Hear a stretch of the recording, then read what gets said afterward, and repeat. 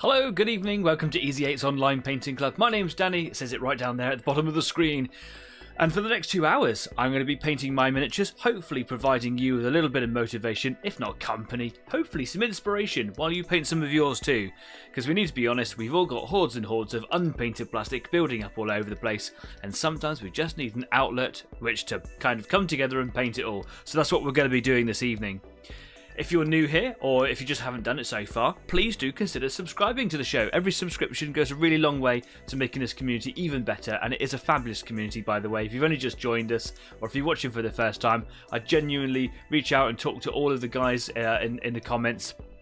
You can talk to us over there in the live chat, or wherever the live chat appears for you. You can talk to me in the comments down there if you want to, or you can join us on Facebook, because we're not just here on YouTube, we're on Facebook, we're on Instagram, and you can also, at the end of the evening, you can come and join me for a live video chat if you want to on Discord at the Easy 8 After Party. But please do subscribe, give us a thumbs up, chat down there in the comment section. All of these things really positively affect the algorithm. All hail the YouTube algorithm. So yeah, it would make my day. We're so close to 200 subscribers, and it would be the most glorious gift ever if you were to get me there before May. Although that's probably quite unlikely because 17 is quite a big number. Meh, whatever. If you watched us last week, you'll know that I did 2 videos last Friday. 183 subscribers! Yeah, thank you very much. Honestly, I genuinely do appreciate it. If you watched last week, I did 2 videos. One of them was talking about Duncan's band of brothers and the D-Day celebration that we're going to be committing to on June the 6th. And he is creating like a huge board for people to go and see and play games on, and he's going to be there talking about D-Day, teaching people about World War II, teaching people about the modelling world and the modelling community and how the two are linked, playing games with people, teaching people how to play games, and it goes much beyond, further beyond D-Day as well. Go and watch one of my little videos. It's called D-Day commemoration, D-Day celebration, D-Day anniversary, something D-Day, can't remember now. I wrote that video. What's going on? Who is this guy? Who is all? I saw that in the live chats earlier. And I wanted to be painting my Sherman M4. I've had sugar today, you can tell, right? I want to be painting my M4, or making my M4, which is the tank that I've bought, which I'm going to donate to Duncan. Some of you guys have also bought tanks to paint together here on the show to donate to Duncan's very, very worthy cause. And mine hasn't arrived yet. It's supposed to have arrived today, and it just hasn't. And I checked on my mail tracker, and it says it's just at the depot, or it's out. It's supposed to be here, but that is the UK Postal Service for you. Royal Mail, if you're watching, it's shocking. Gets me my parcel. Anyway, I've got the weekend off, so hopefully it'll arrive tomorrow and I can start putting together. And I thought it would be a nice thing to do, is to be able to put that model together here live on the show, but it is not the case. So today I'm going to be carrying on weathering my King Tiger, and I'll talk about that in just a moment. If you were working on the project this evening, I would love to know about it. Do come and tell me about it. I am genuinely inspired and motivated by all the work that you guys do. A lot of you take photos and stick them up on Facebook, and I love it when you do that, so please carry on doing that. Go and take it over to Facebook. If you want to, you can even put a little picture over on Discord as well. How long has it taken me to learn how to point in the right directions for these things? Do you remember when I was like, I still get it wrong sometimes. Show me your photos. I'd love to see photos of all of your stuff, so please do that. And if you're joining in with the D-Day celebrations, come and tell us all about it as well. Perhaps you've got something that you want to celebrate, perhaps you've got a problem that you want to kind of talk it out. Maybe the community can help you. That's what this show is really all about. Bringing people together to paint some stuff. Yeah, there we go. Who have we got in the live chat? Let's go and have a little chat. A little check on the chat. Evening all, hi all, who is this all person? That's what we were talking about, isn't it? No idea who this all person is, but really they seem pretty popular. Staff's joined us. Good evening, community. Only here for a short visit tonight. That's no worries, man. You can come along for as long as you want to. Watch it on the replay if you like. It's totally up to you. But nice to see your face anyway. We've got Table of Horrors. We've got Jeff. That's my dad. Hi, Dad. I have started painting this evening the Panzer IV I bought. So that's Kez. Kez has bought the Panzer IV to donate, I believe, to Duncan's band of brothers. So that's a wonderful start there. And Table of Horror says, I'm working on a squad of Tartarus Terminators. I like those guys. I'd love to see some photos. You like to stick your stuff up on Discord. You can put them up wherever you want. Anyway, enough of that nonsense. I just want to go and crack on straight away with my King Tiger. So here we go. That's not a King Tiger. That is a cup of tea, which I'll put over there. So last week, when I was painting this bad boy, I really wanted to get on and do the weathering because it's a really fun, I was going to say easy, it's not that easy, but it is a really fun thing to do. But of course, like always, I forgot that there were details to do. There's always details, isn't there? Always.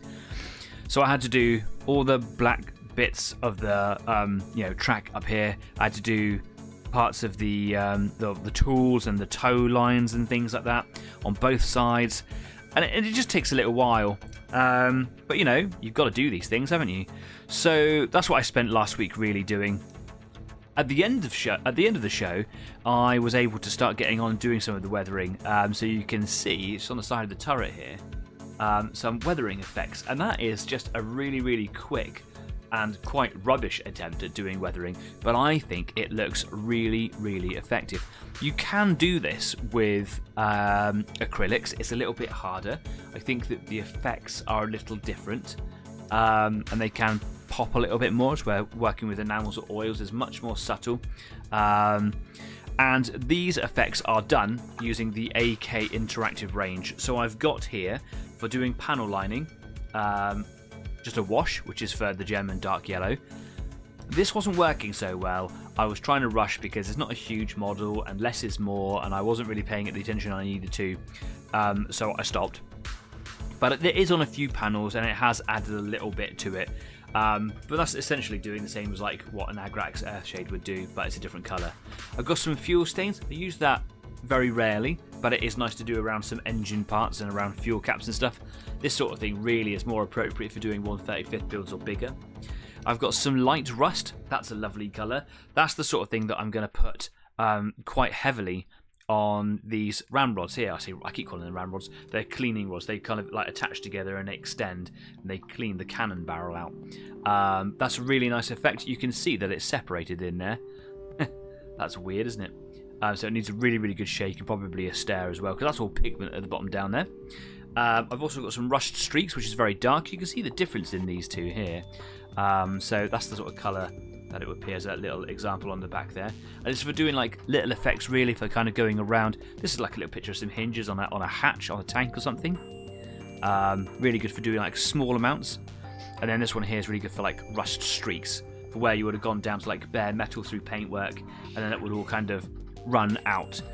What I've been using so far is streaking grime. Now this is a very popular effect product because it is used pretty thoroughly by the new and emergent grim dark style of painting, where people do often quite a basic paint job of painting their miniature, slap this all over it, like, and I do mean slap it on, like not even a sludge wash, completely cover it, and then you get like a cotton bud or a paintbrush covered in white spirit, because this is enamel based, so it has to be used with spirits, and then you remove most of it and it leaves behind a really nice effect, which is conducive to the grim dark style of painting. If you use it correctly, which I'll show you in a minute, it leaves some really nice weathering effects, like you can already see here on the side of this turret. Now, I'm not going to do much more than what you see here, because on a model this size, this is very appropriate. This is fine. I might do a little bit more on the side, but not much at all.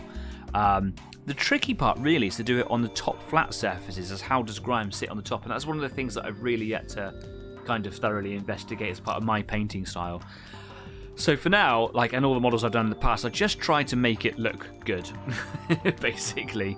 You can see that I've applied a little bit at the back over here, but this is mostly acrylic sort of weathering, and you can see the difference, how it kind of pulls together. Because it's acrylic, it's water-based, and water tension wants to pull things together and make it bead. So you can see that we kind of got some beading going on, but that was kind of how I wanted this to play. I wanted it to be darker, grittier, grimier up here. You can also see some like sandy marks around some of the hatches over here. That's that panel line wash that I've used, and it wasn't really working because it's normally designed for just the dark yellow, not all the camouflage colours. It has added a little thing to it. It's almost like dirt. I quite like that. So added with some other effects like some rust and some streaking grime, it should look quite nice and fitting. It's not a very heavily detailed model. It's a simple 3D model. It's a 28mm model, not a 1/35th or larger. so I'm just here to have some fun with it. So that's exactly what I'm going to do. So today I'm just going to be cracking on with this. This needs a really good shake, so this is what I'm going to do for a minute, just give that a shake. Don't know really what I'm talking about it still. Okay, this sort of product as well is the reason why I bought my old Wazomatic, but it died live on air. Jeff will now probably tell me to get a new one because he's always doing that. But well, you know, life, man. I've got no good reason. Sorry, I just haven't done it. Yeah. Crumb Studio has joined us. Hi, Crumb Studio. Thanks for coming along again. Nice to see your name there. Evening, working on a Death Guard Blight Hauler. That sounds cool. Definitely want to see photos of that, please. Do stick them up on Facebook or on Discord. Jeff says, I'm doing the stonework for Braycourt Manor. Photos, or it didn't happen, please. Very excited about that too. Evening also says Adrian. Hi, Adrian. Thanks for coming along, mate. Hope you're doing well. Death Guard are so nice to see. Says Table of Horrors. Yeah, I really like Death Guard, actually. I've got a big Nurgle fan. Streaking Grime.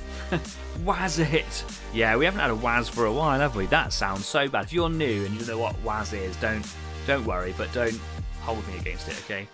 Right, anyway. Here we go. Shrieking Grime. It just looks like thick brown oil paint. It's a bit weird, isn't it? For the love of God, just buy a Waz. For the love of... Think of the children! Right. Yeah, so when I've had sugar, up and down. I'm really sorry. You're seeing a new side to this guy today. So I've got like just a little metal dish here, which is just... I prefer to keep my acrylics and my like enamels and oils and whatever separate, really. Because I do, again, got no real reason for it. It's just me being a little bit precious. Sue me. What I have got here, I've got some odorless thinner, and I've also got some white spirit. I think I had a bit of a mental day one day, and I actually started cleaning my brushes off in the thing, and there's quite a bit of spirit left in there. So I use this whole bottle exclusively for cleaning my brushes off in now. White spirit is a bit smelly. This is less smelly than your standard, like, you know, hardware store around the house white spirit. It's still a bit pungent, but only ever so slightly. So that's why I buy it from from hobby brands rather than just from the hardware shop. Odorless thinner, while you can still just about smell it, it really is what it says on the tin. It is odorless, and it is much better to work with. I'm in quite a large room. I've got a slight crack in the window, so there's some air in. So if those of you that get a bit concerned about my health, thanks very much, but it's okay. Well ventilated in here. So I'm just going to keep that one open because I'm sure I'm going to knock that over at some point today. And what I like to do is just add a touch of thinner, just a little bit. I'm going to need another pipette. I've got loads of pipettes. It's always handy having these things because it means that I can just measure small amounts of things. And I just like to add a drop to the stuff in there. Give that a little bit of a mix in a minute. Got an itchy head. Oh, that's better. Right. I've got a selection of brushes over here that I don't use an awful lot. Cheaper cheaper synthetic ones. This one here's got a nice little sort of detailish edge to it. This one here, don't really know what it's specifically made for, but it says 3/8 on the side. Great. A tapered edge with a nice straight flat edge to it really helps me achieve some things.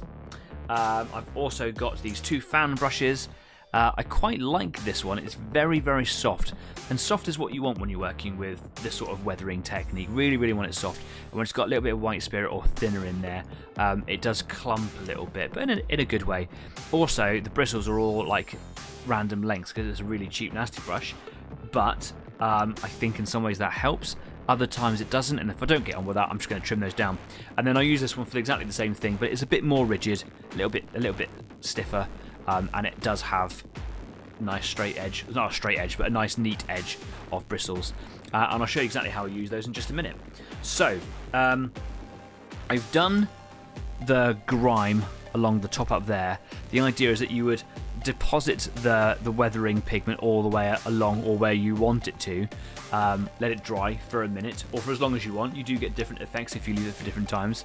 And then with a brush like this fan brush, you dip it in thinner or white spirit, and then you streak it down, and because it's enamel based, it washes it away basically and leaves this effect. And if you keep on wiping, then you wipe more away and you have a lesser effect. I would like the bottom of this turret to be quite a bit grimier, so I'm going to have a go at just kind of doing that. Now I'm going to take the hull away for a second, and I'm going to work just specifically on the turret here, and it is really cool to do. I did a little bit on the front and I did a little bit on the back, but it was a little bit harder to achieve because the side is such an exposed area there, and it's really blended all of those decals in. You can't even see that they're decals anymore. That's really nice. I like that. Yeah, but I just want a little bit of grime at the bottom, like where it's kind of building up. So what I'm going to do, let me just move my pipettes. I like to have a little bit of white or a thinner or white spirit in my brush, a little bit like with acrylics. Have a wet brush.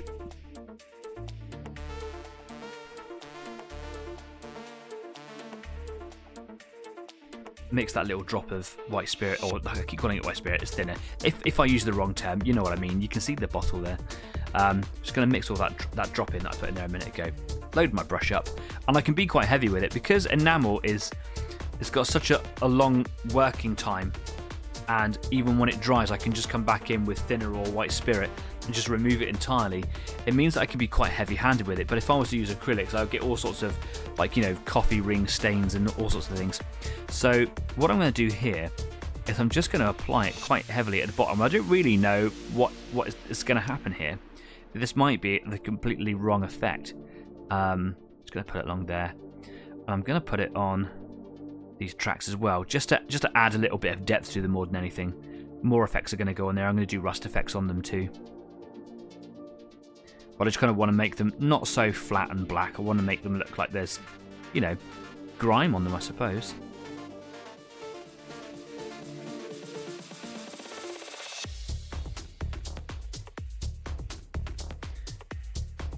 Back was a little bit harder to do than the front, than the sides, and the front was also quite tricky to do. So again, I'm going to put a little bit more along here as well. Just kind of revisit that a little bit.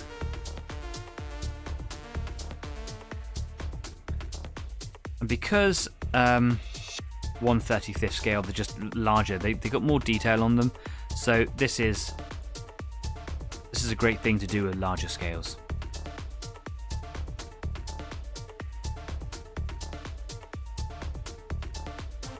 I did put some along the top of the cannon barrel, and then when I wiped it all away, it looked rubbish, so I had to keep on going, and it just took more and more off, which is fine, as long as it doesn't look completely rubbish. But I'm going to try and have another go at it. The problem is because this is quite a simplistic 3D printed build, there are print lines which have appeared as like circular artifacts on top of the turret here. You might see if it comes into focus, it shows up like a fingerprint when I put the effects on it. Weird, isn't it? So I'm going to try and lessen that effect.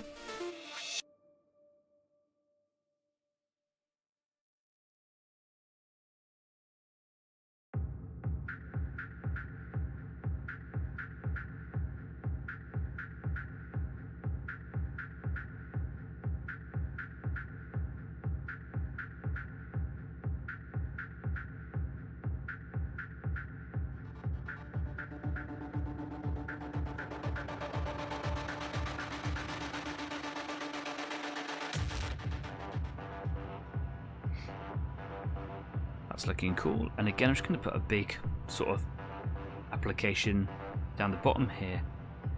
And you can see that I've done streaks cut down from the top. I'm really happy with that. I just want it to look like the bottom has just got some grime on it. And I'm going to try and wash most of that away and leave a bit of a residue behind. That's basically my job here. Oh, leave that there. Put that down for a second, and I'll go have a sip of my tea. Happy weekend, y'all. Steve Jenkins has joined us. Evening, peeps. Hi, Steve. Thanks for coming along. Nice to see you join us again. Hope you're well. You can see that it's kind of already drying here. Because it's a spirit-based thing, it evaporates pretty quickly, leaving you with just the product. Obviously, if I left it overnight or for 24 hours, it would really set. But again, just coming back in with some thinner or some white spirit, and it would be very easy to remove if I wanted to. So, what I'm going to do here, just going to get my tissue, and I'm just going to just dip this whole brush straight into the thinner. It doesn't matter if I'm using thinner or white spirit. I haven't found, at my level, and I'm not very good, I haven't found a real difference between the two for this specific job.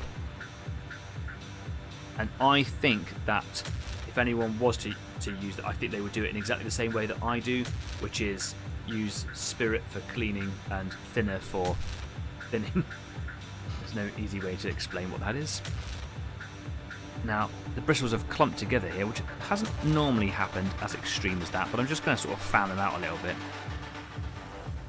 The other brush, the white one, doesn't do this as bad, so it's one of the reasons why I keep it on hand. But I like how soft these bristles are. The reason I just padded it off on the tissue paper is because I don't want it completely saturated.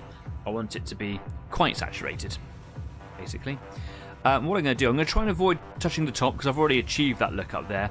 I'm just kind of adding to the effect there, really. And I'm just kind of streaking this down. And if I want to, I can come in at a bit of an angle with my brush, and I can kind of like focus in one area, or I can use the whole width of the brush here, like I am now, and just kind of get more on there. And I don't want to take too much off. You can see there's a little bit deposited in the bristles of my brush now, so I can use that to kind of like move it around a little bit. I'm just trying to enhance the grimy effect, and sometimes I actually just come in with just a little bristle here, and then just move little bits around. Coming in on those tank tracks there. Lush, I'm going to knock that over with the barrel limit, so I'm going to move that bottle out of the way. If I'm getting too much build up on the bristles, I can just wipe it off on the tissue where there's a little bit of thinner now embedded in that tissue.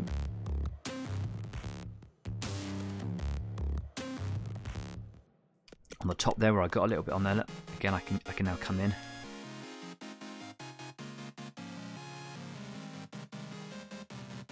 Trying to travel in the direction that dirt assisted with water or whatever would run. So on the barrel I'm trying to not go this way, I'm trying to more go down the sides in the direction that is most obvious.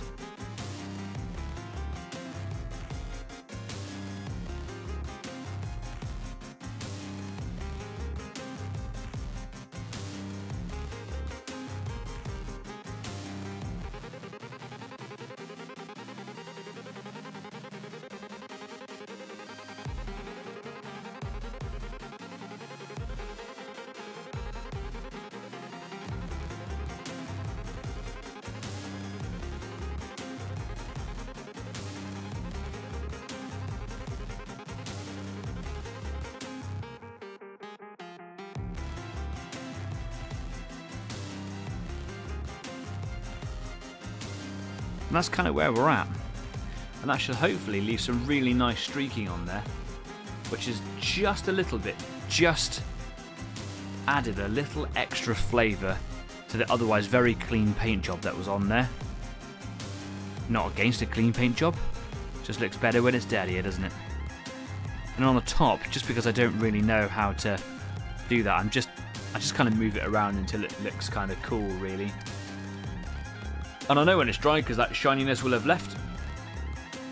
You can already see that on this side here that is already pretty darn dry now. And later on I will come in with a matte finish. You're not really supposed to do that. Part of the effects that these products give you is their finish, be it like their gloss, semi-gloss, or matte, or somewhere in between all of those factors adds to that thing. But I'm a war gamer, my models get handled a lot. And if they get handled a lot, then you're in danger of kind of removing them over time. Especially as it's a small War Games piece, it's going to be handled a lot more than usual. That's going to happen quite quickly. So I always like to matte varnish mine to protect them. And you can see there's a little bit of artifacting on top of the cannon here, because I haven't quite worked out the best way of getting the pigment on the top of the cannon. So I just apply it in little bits and just kind of move it around until it looks like that there is some grime on the cannon.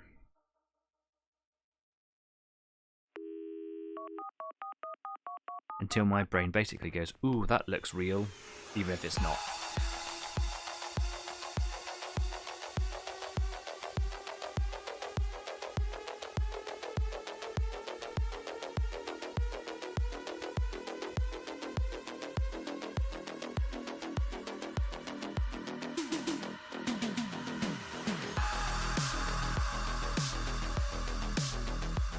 And these streaking effects, or these rust effects, weathering effects, all of them, they're so easy to do to achieve a really high quality effect. It feels like a cheat mode. It's taken me ages to have done that with acrylics, and now I'm really happy with that. Really, really happy. I said I was going to add a little bit of silver to that ring last night, the other week, and I didn't, so bad on me. Right, I'm going to put this away now. I'm going to go back to the hull over here, get started on this. Steve says it's a little known fact that World War tanks were always covered in poo. Well, I'm glad we've cleared that up. Cheers, thanks. Streaking grime, cool.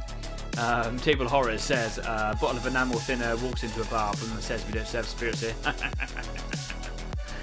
Stop it. No, seriously, stop. Right. More drops. I thought that this time around, with the thinner in there, it was a bit too thin, so I'm going to not put any thinner in it this time and just compare the difference. See how I get on. So I'm going to start probably by painting the silver on my shovel, which I should have done last week, but I didn't. So I'll do that. Cool. Let's get that done. That'll only take me a second. That's fine. Second, once he's found his paints, I'll use my 000 brush and a silver paint that I haven't worked out where it is yet. There it is.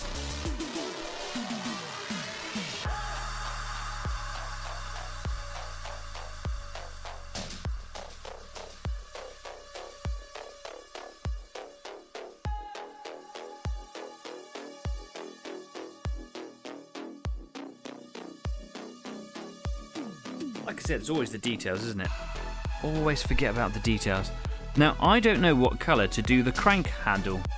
I should imagine it'll just be like a rusty bar, right? So should I do it silver and then just cover it in rust? What does everybody else think?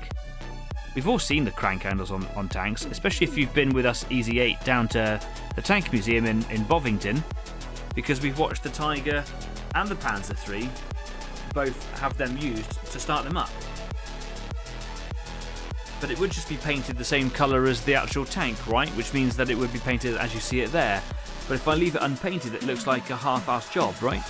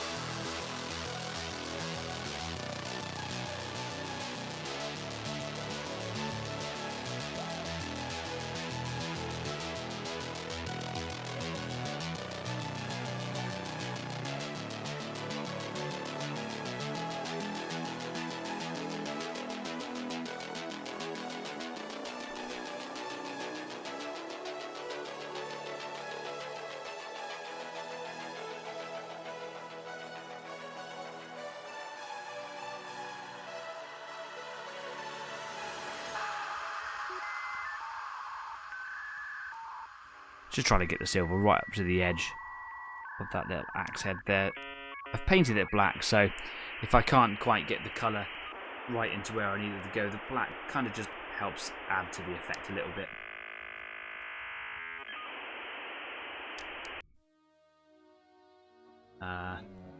Paint it high-vis green so it can be seen at night. Think health and safety. Yeah, yeah. I've actually got some high-vis colours here as well. How's that for you?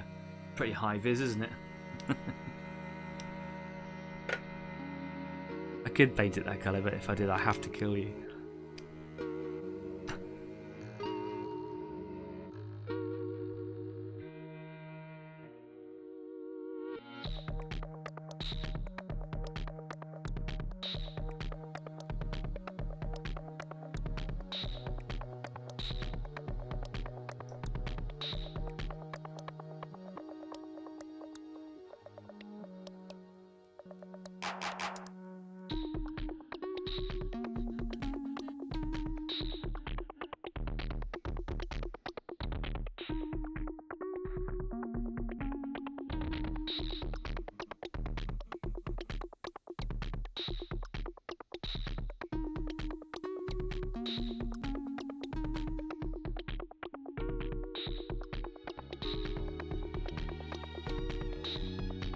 Now I'm not sure if this part that I'm painting here is a sort of a compartment that the shovel head slots into, because it looks like a very odd shape, and that might just be down to the fact that it's not a very highly detailed 3D print.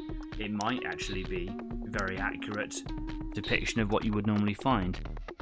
It might be how German shovels are. I don't think that there is a particular style to a German shovel head over anything else. I think it is literally because it's a 3D print. It makes me wonder if I've painted this the right colour. I mean, painting it this way now, so what can you do, right?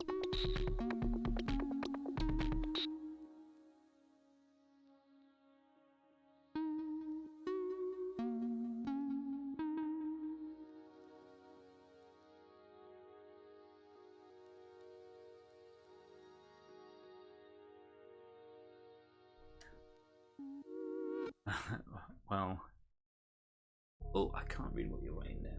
Well, my bluff was called touche. That heart really sits right over my live chat and I can't move it. I have to have my mobile phone just on the side, just so I can see what it is you guys are writing. And those little hearts cover over it. You know the little hearts that you can push in the live chat? If Dave's watching now, Dave's watching live, those hearts will start going crazy. It's always Dave. Dave, for some reason, can't, on his new phone, can't interact with the live chat, so he just spams the hearts.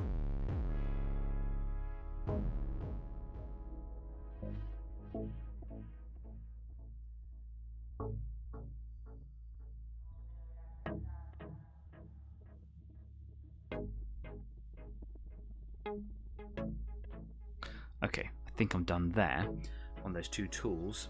I'm going to put some weathering on them later on, so any little areas where I haven't done a very good job will show up. Another reason why I did these parts black rather than just painting them silver like the rest of the tow cable is I like, on the bigger models, the larger scales, I like to almost sort of dry brush the silver on, so the black kind of shows through quite a bit more than it would do on the rest of it. And the effect works quite well, or has done in the past, and that's how I remember it anyway. But on this small scale, yeah, who cares? Just paint it silver. There he is. There he is. Those little hearts are going crazy. I saw that. Hi, Dave.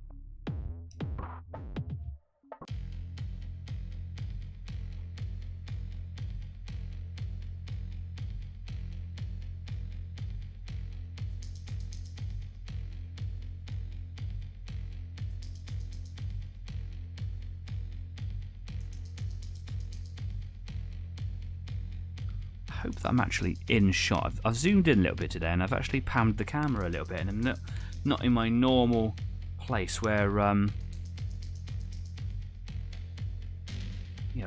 I'm normally kind of painting. So if I'm not in shot an awful lot, do let me know. See, Steve is experiencing some audio issues there. Let me know if you're experiencing any issues, be it audio or visual, emotional. You know, we're here as a community. We'll help you out. Easy 8 family.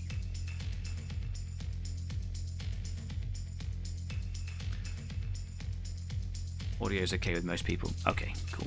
That makes me feel a bit better. Sorry for your audio trouble, Steve.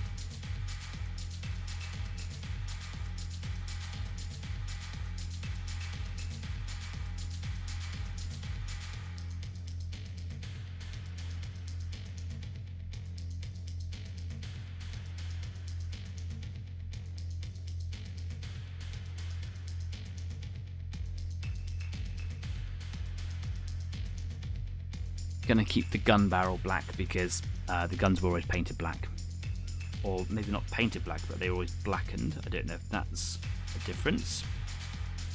Maybe there's one of you in the live chat there that knows.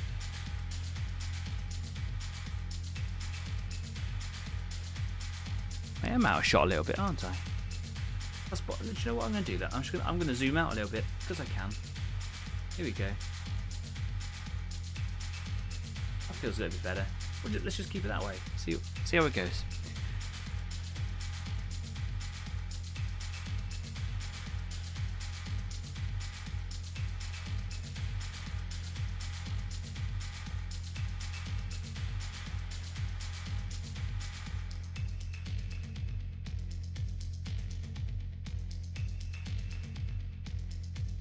Lack of a Waz? Lack of a Waz what? Where's the lack of Waz? Wherefore art those the lack of Waz?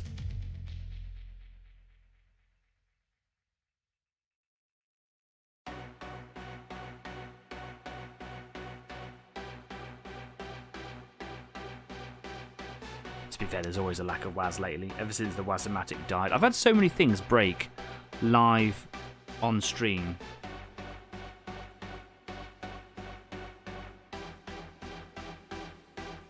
Long-standing viewers will remember when I was literally singing the praises of my Redgrass Games sprue clippers and said like how strong and good they were, and they literally snapped as I said it.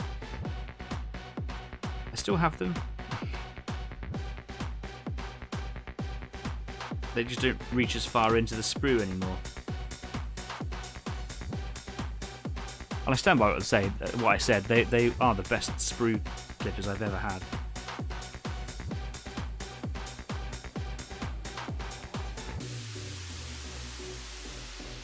It was just transparent plastic. I don't know what it is about transparent plastic. Like maybe the dye affects the plastic and it makes it kind of softer. But transparent plastic is really hard. And that's what snapped him.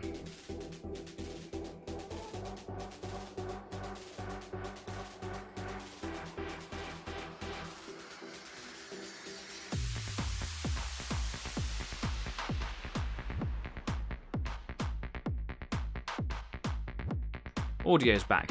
Great. Fantastic. Glad to hear it. Hopefully just a slight error.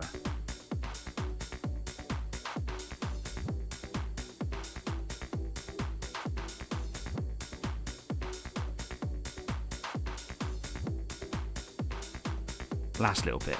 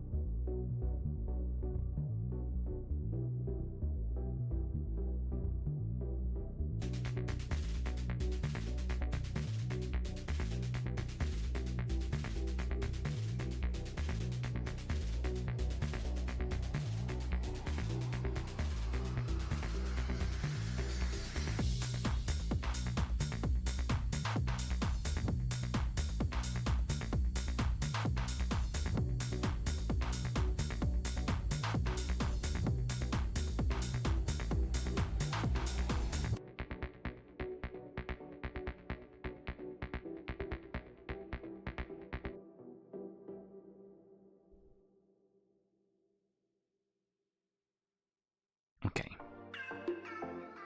We're all silvered up. Wash my brush out.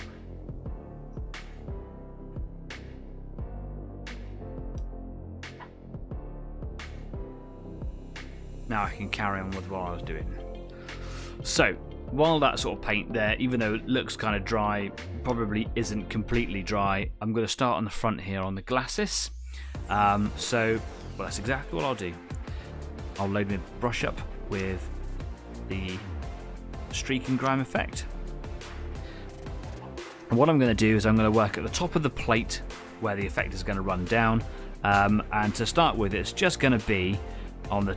You can see here... Oh, look at that. It's running down the side of my brush. You can see that the front glasses sticks up a fraction higher than the rest of the hull. So, what would the show be without a cat hair? Literally going to apply this at the top.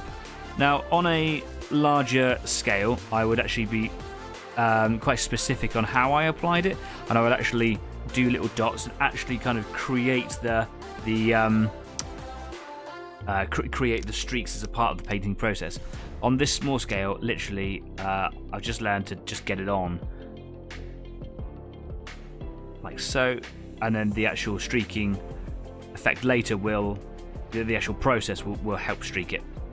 No issues. The Waz is dead, says Steve.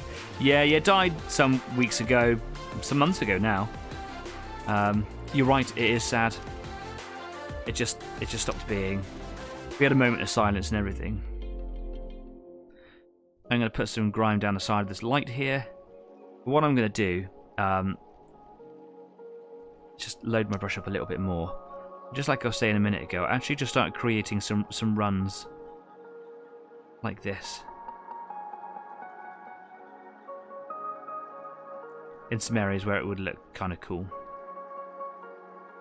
So I think it will start running out of these corners because there's little cutouts here where the periscopes stick out. So I'm just going to do some little runs down there. Now at the moment it's just all one giant blob and I'm being very, very heavy-handed. Exceptionally heavy-handed. And that's fine. I've been painting this thing for a while now and it'll just be good to get it kind of done really. Putting a little bit of grime down in the recesses in there. This scale doesn't require that sort of attention from someone at my painting level. So I'm not gonna waste my time.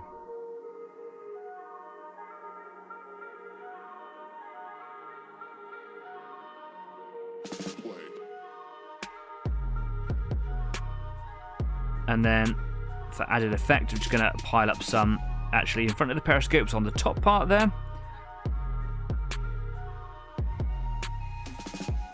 There we go. And I haven't really studied how grime works on a particular piece. If I was really, really good and I'm like, right, I'm building a 1/16th or a 1/35th or whatever it is, King Tiger, I would probably go and take pictures of a king tiger. I know there is one very nearby to where I live, so I could go and see that and see, you know, what parts look like on it, paint it all properly. I'd spend maybe a whole day just painting the front glasses and doing the weathering and things on it as well. I could look at reference photos, all sorts of stuff, and then try and almost copy what I see there. I'm not very good, so I'm not gonna do that. What I'm trying to do is just learn to do this and make that look good, which at the moment, to be fair, looks kind of terrible. But it will look cool. It will. Trust me. Trust the process. I'm going to do the top part as a whole thing later on. What I will do is I will also do this effect down here. Now you can imagine that there's going to be like spray coming up in the front when this tank's travelling forwards. It's all going to be collecting on the front and underneath. The front is going to be probably quite gnarly, especially underneath. So what I'm going to do is, again, I'm just going to apply this quite heavily along here. Now there might be some like super pros out there in the audience or watching this back later on, maybe in years to come, going, oh dude, what are you doing? That's fine, just tell me, man, I want to know. I'm also going to build up some on the front here like this, because I've got this feeling that, you know, dirt and grime and crap would build up on the front and eventually would start running down. So if I just kind of did this, put a thinnish layer on the very top, and then just applied some bits like this. And I'm literally spitballing. I'm just kind of making it up as I go along, and I'm just having fun. Don't ever forget that painting should be fun, right?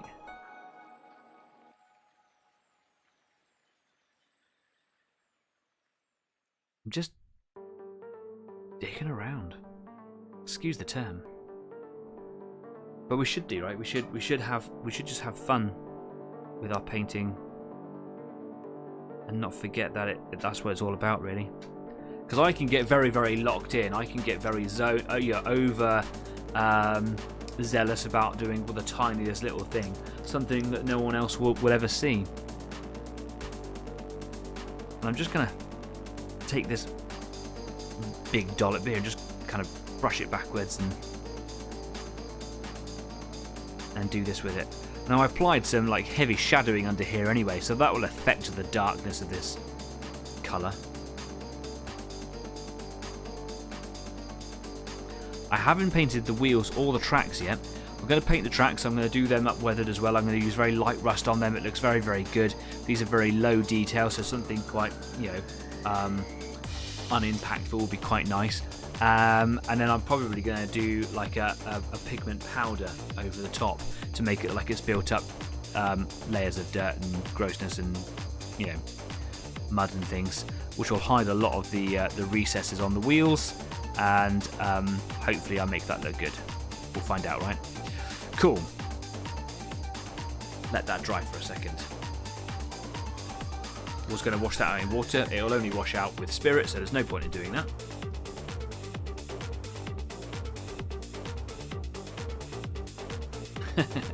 Shout out to his family, says Steve. Table of Horror says, we had a moment of silence. Dave spread a load of hearts. It was a moment. Did you hear that, staff? Painting is fun. It should be fun, absolutely.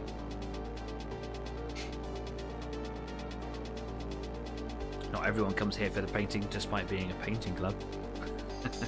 Right, let's get some thinner. My thinning brush. This one was clumping up quite a bit a minute ago, so I might go to my other brush. I just like this. I like the soft suppleness of this brush.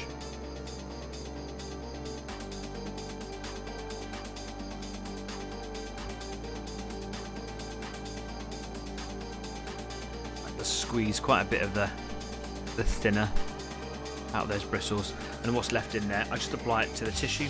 That becomes an area where I can,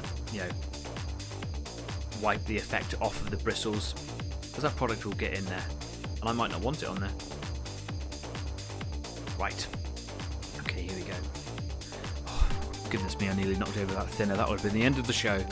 You can see that, for the most part, that colour has dried on there, and you can see it only recently where I've applied it at the bottom. It is now still slightly wet. What I'm going to do is just basically reactivate it by just doing continuous wipes.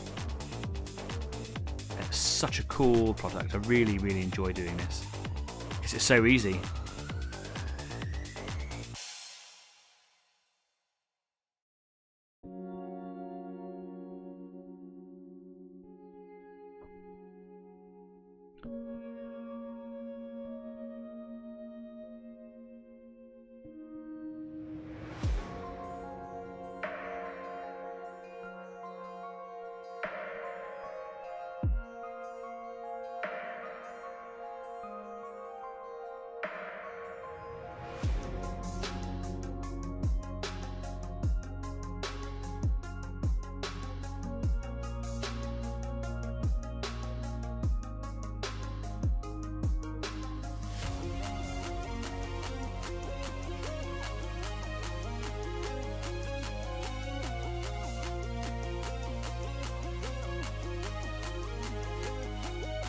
Now, probably went too heavy when I was applying it earlier on. So, and now where I've wiped the product, now it's just over grimy. For being on the front of the tank, I quite like that. This is getting quite close to the grim dark effect. But the thing is, I can always remove it all and start again, or I can add to it and just make it look super cool.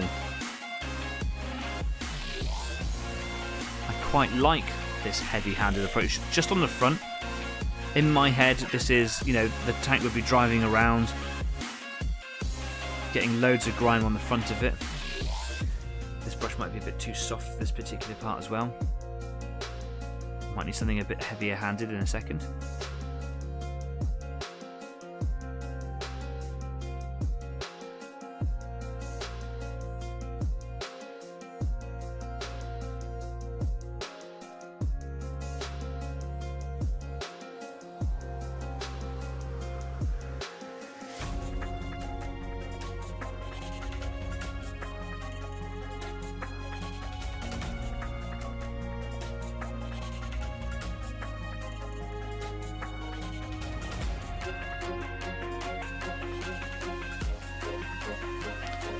Now if I come back with the original weathering effect, apply the occasional line or dot,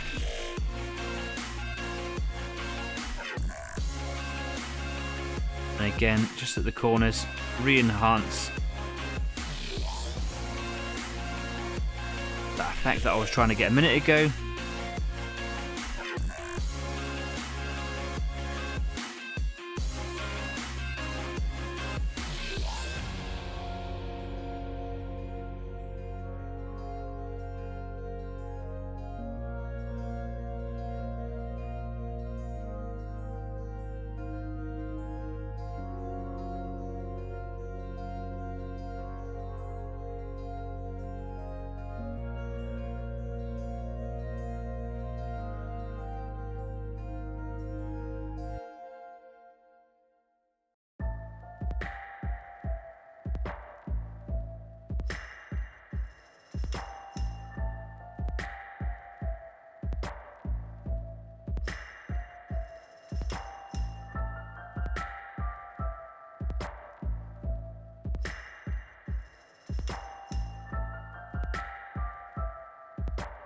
I'm going to let that dry.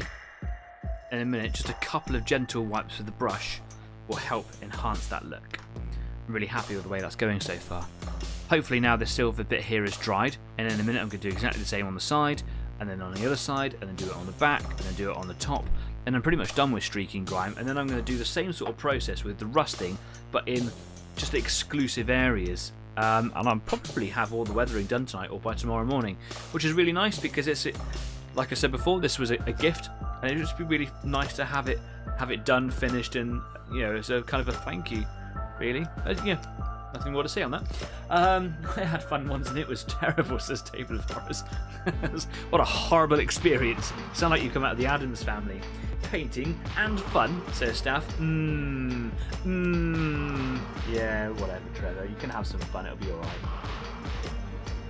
Right.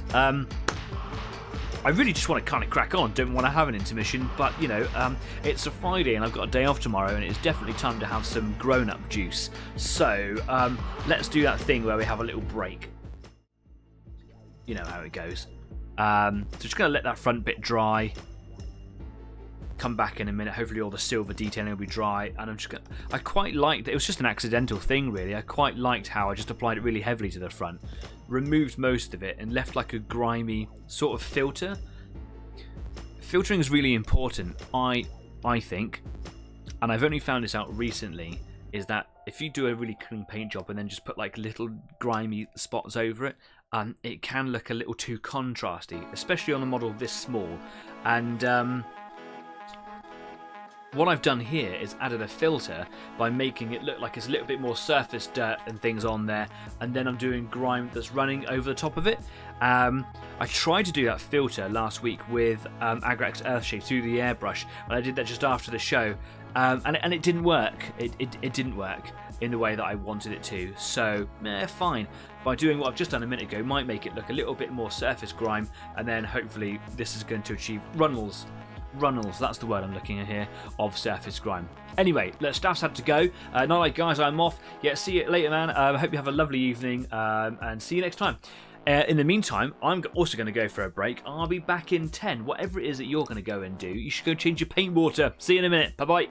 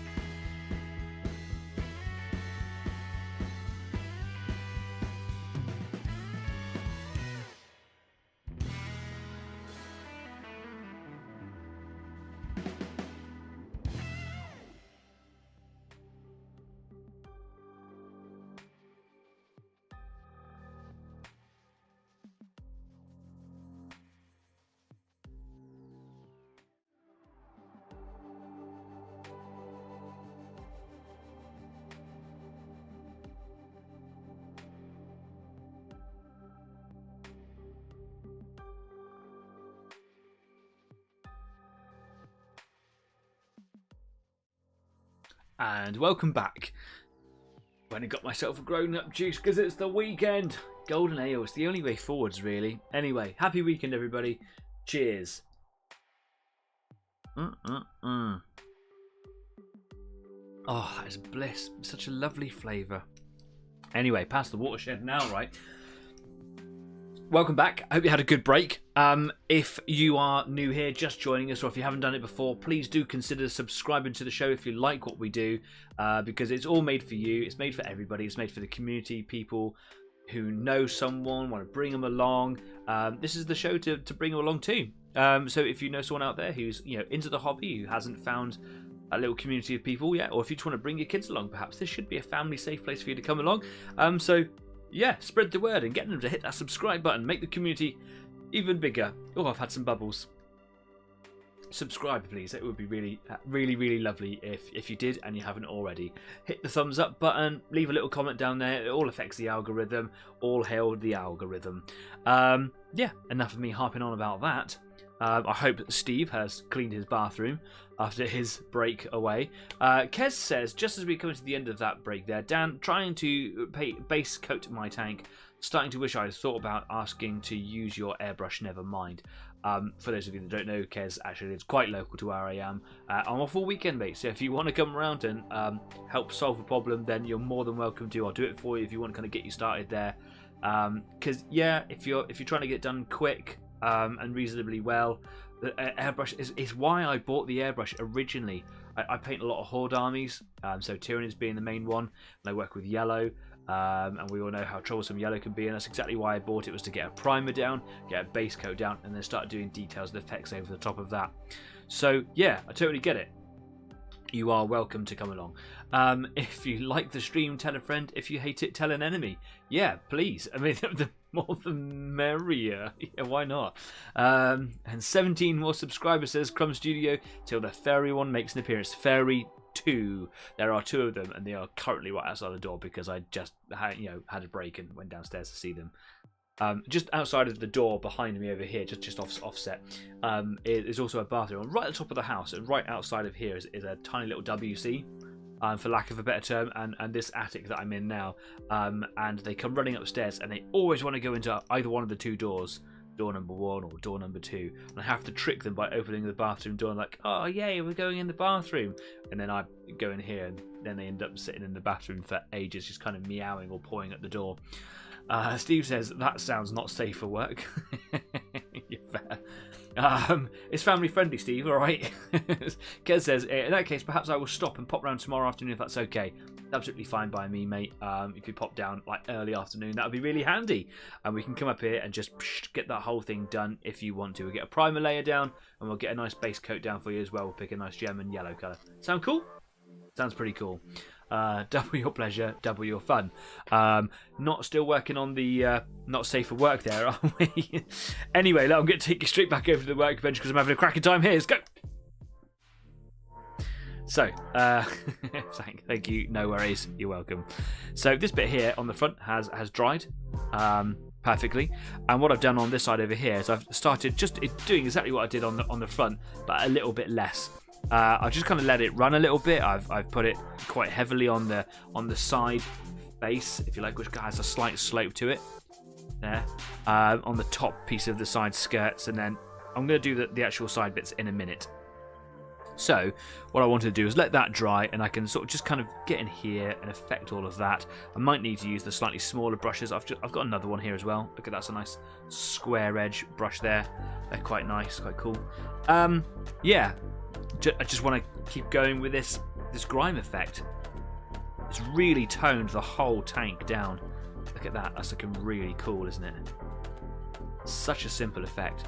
I will get better at it as well. I'm not very good at it.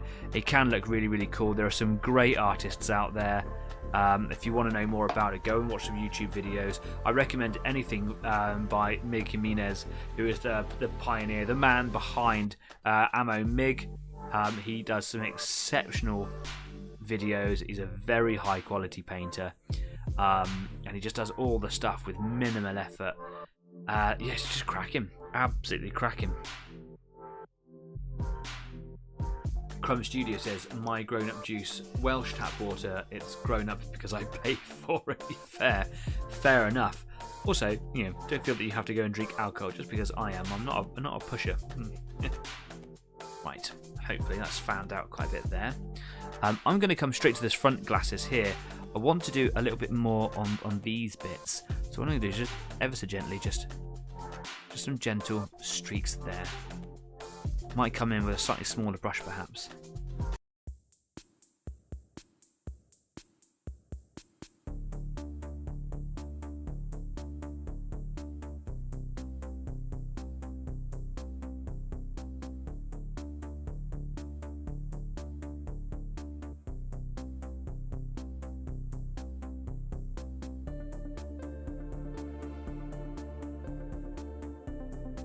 It's a bit of an awkward shape to get into, to be honest, and this brush is probably a little bit too heavy-handed for it.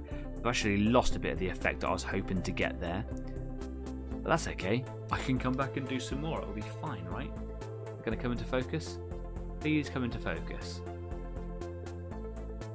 Yeah, I've lost quite a bit over here. Bit of a shame. I'll use a smaller brush on the next pass. Clean it up a little bit. Still looks good though. Okay, so this time on this side here, I'm looking for more of a filter effect than I am the actual streaking effect. So the heavy-handedness of this brush is kind of welcome.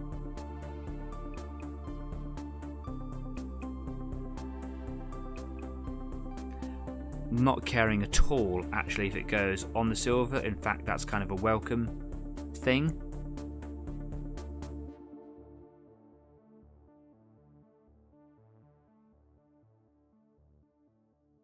Now when I'm doing a bigger scale build like on a 1/35th, a lot of the details aren't already on, so I can do a lot of this sort of stuff. I actually take things away, add things in, consider how I want to build and paint it. It's not a case of, at that sort of scale, really putting it together and then painting the whole thing. It is a process. It's a kind of paint and build as you go. So yeah, things to consider. Bringing all that grime down the side here, like that. That's looking pretty cool.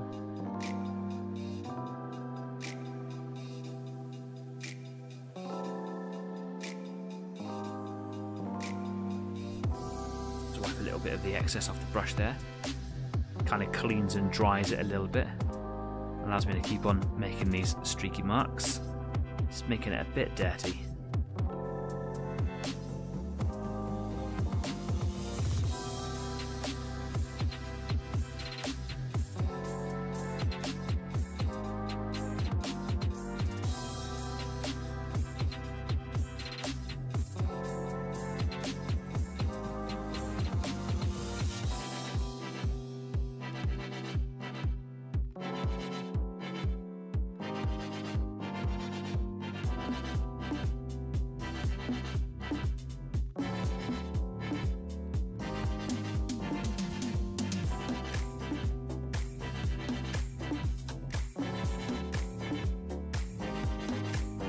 See a little bit of pooling up there where a little bit of beading, if you like, of where I put the product earlier. I keep calling it the product, but you know, the weathering effect, and it looked kind of placed. So just while I had a little bit of thinner in my big brush here, I just kind of removed it from the front. It just looked like a little dotting at the top where I'd applied it.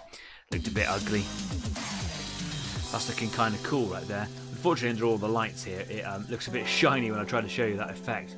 But again, I always take photos of my stuff and pop it on Facebook afterwards. So if you want to see what it looks like later, that's the way to kind of get a really good look at it, really. You can see here the clean paint job. And we'll go to the other side and we'll look at the griminess. I'm really happy with just the way it sort of deposits and piles up, and yeah, just lends to that effect. Gonna let that dry. I'm gonna do exactly the same on this side now, and like I say, it's just a case of filtering at this point. So what I did a minute ago, just to make it a bit easier while I apply this, I'm just gonna pop a little bit of blue tack down here, get a little paint pot, and I just rest him on there, and that just elevates him enough so that I can apply it and use my other hand and just, yeah, you know, have an easier time of doing it. So I started at the front end last time, and all I do is just pile it up, build it up in areas, because most of it's going to come off anyway in a minute.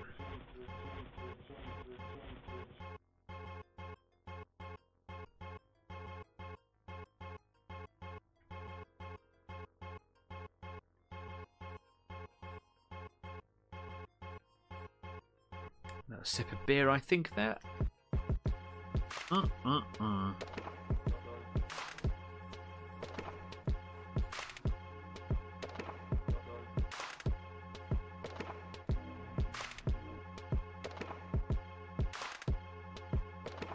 Had to stop drinking so much beer and eating so many pies and cakes and things. I was starting to live a bit of a porky lifestyle, and well, after a while, the Easy 8 shirt wasn't fitting anymore. Hence, wearing the the Easy 8 hoodie quite a lot, because it fits me better than the shirt does now. Pleased to report that the shirt now fits reasonably well. So the healthy lifestyle, or the healthier lifestyle, has started to pay off. So yay for me. Maybe just a few more weeks before I start wearing the shirt again. I like wearing a shirt. It makes me feel smart. You know, try to be a nice, smart YouTube presenter. All goes a long way, right? But look after yourselves, guys. Eat and drink sensibly. If we're all a part of the mature audience as well, we ain't getting no younger. So, you know, look after your body. Make smart choices. Because I wasn't. I like cake. What can I say?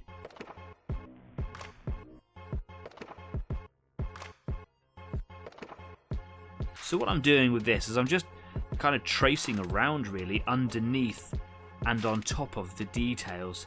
Because you've got to think about where grime might build up. If you just kind of like got like dirt and grease and, you know, whatever, the detritus of war building up on your tank, it rains, you go through puddles, it splashes everywhere.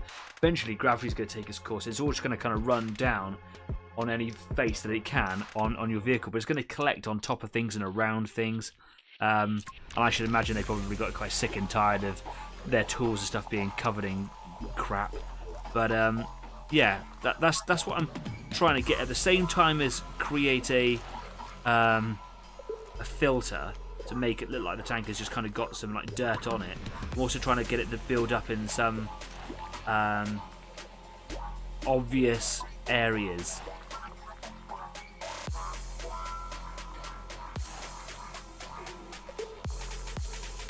And then when it's built up a little bit, I just add it in some of these little lines, and then I just do like little artificial streaks by just kind of getting a line and just doing something like that, and that kind of helps. Well, at least I thought it did. And on the other side, because I was just cleaning most of it off and leaving a dirtier surface, actually I realised that little kind of that sort of streak doesn't really do an awful lot. I'm just adding extra material, basically.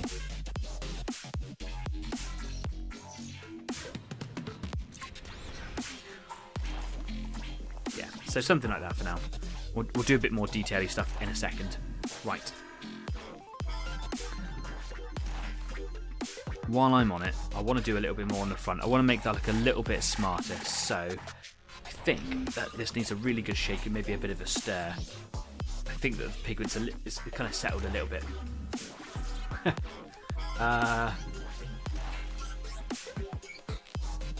There's a lot of comments going on in here. Let's go back a little bit.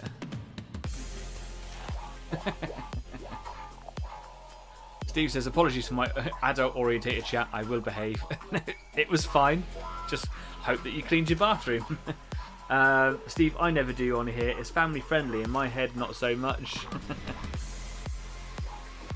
No grown-up juice for me for in a few weeks on antibiotics that don't react too well to grown-up juice. I hope you're alright. Do look after yourself. And you don't have to have an adult juice. Grown-up juice. Whatever. I'm sure Dan will drink yours for you, Adrian. Yeah, it depends on totally what it is. If it's whiskey, no, I don't. I had a couple of whiskeys with my boss, we went on a training trip, and I had 2 with him, and I woke up with the dirtiest hangover I have had in a long time. I had the sweats, the shakes until lunchtime, and the irony was not lost on me because we went for a first aid at work refresh course. Oh, on top of that, I recently stepped on a roofing there which went right through my foot, so I was all like, on crutches and hobbling, and yeah, man, what a terrible day that was. My boss was laughing at me, of course. Given that everyone here is a proper professional when it comes to their painting, but if you had what is your mid-painting snack that's close to hand? I'm partial to a Bombay mix. Good question. I do like a snack. Okay, secret dirty pleasure. Roast beef Monster Munch. Because, we're all grown-ups here, right? Are you talking about me? No? No?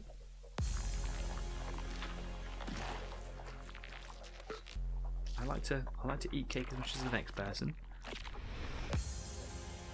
But look after yourself, Dad. Don't eat so much cake, mate.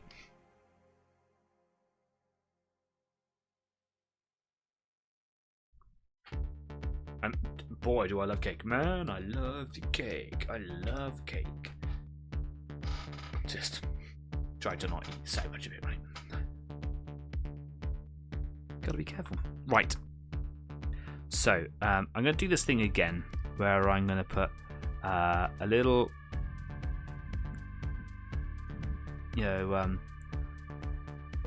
what's a large application of this stuff called? A globule deposit?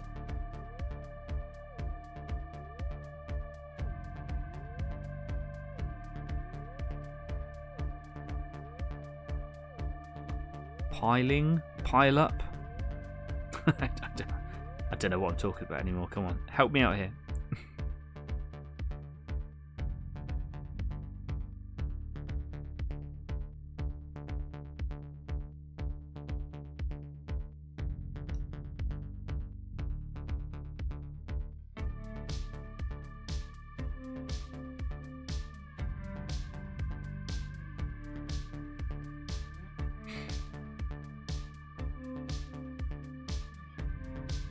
I'm being very heavy-handed with it. You can see that it's going on so heavy here that it's kind of spreading out in these big, circles and whatever. And I think the actual correct application for this is to put it on a surface that has already got thinner or spirit on there.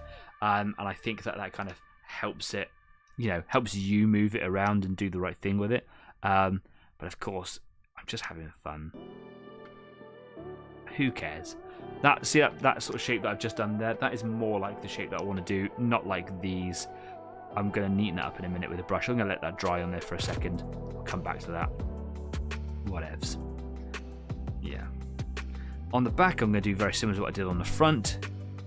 And I'm just going to kind of pile it on, really.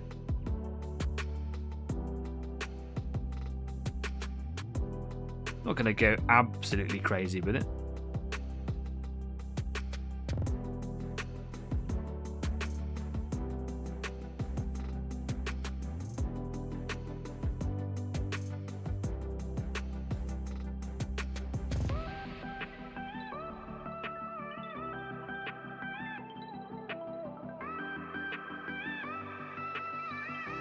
So actually I should have paid a little bit more attention to this. This big block here is actually a jack stand. So this item down here is a jack. You would place it under part of the suspension, put this underneath it, and it stops the jack being pushed into the ground or breaking under the 60 tons of King Tiger tank. It took me a long time to work out what that was. It appears on most of the German vehicles, especially the large cats, so the Panthers, the Tigers, the King Tigers, etc. Took me ages to work out what it was, and then even to know what colour to paint it. And all sources led to painting it either black or painting it like it had been treated with heavy wood protective things like oils or creosotes and things like that. Excuse me, tickle in my throat. So I just decided that on my 1/35 builds, I just painted it jet black and then did weathering over the top of it. But when I was painting details, I totally forgot to look at the back over here. These little brackety things, these are actually tow hooks. So you hook these onto the big eye bolts that you see hanging off the fronts or backs of tanks, and they allow you to attach the tow cables here to those eye bolts. I always thought that they were things that like would hold tank tracks in place while you put the pins in, but no. I was wrong. But I've forgotten to paint them, so I'm just going to bury them under weathering at the back there, basically. Okay, back to this side.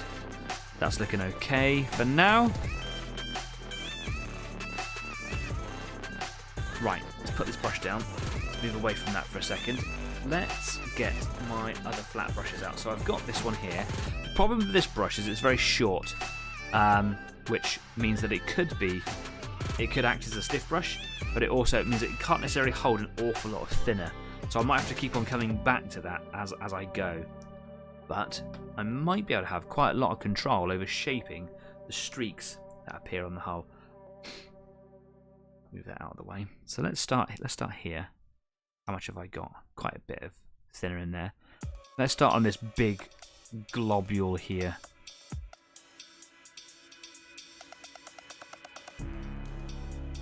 Yeah, too much thinner. Okay, that's cool.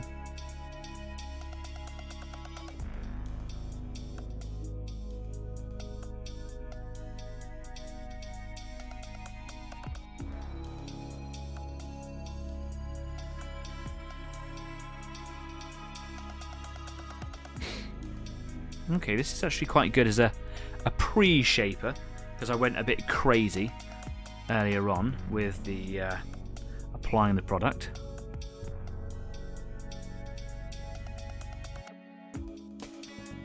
I can kind of create the shape that I expect to see.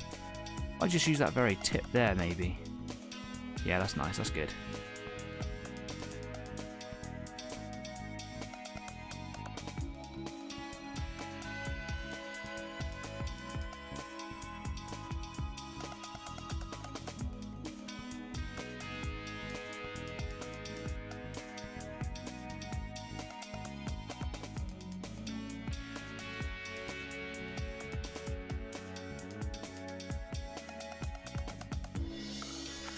Let's see, what if I use this one?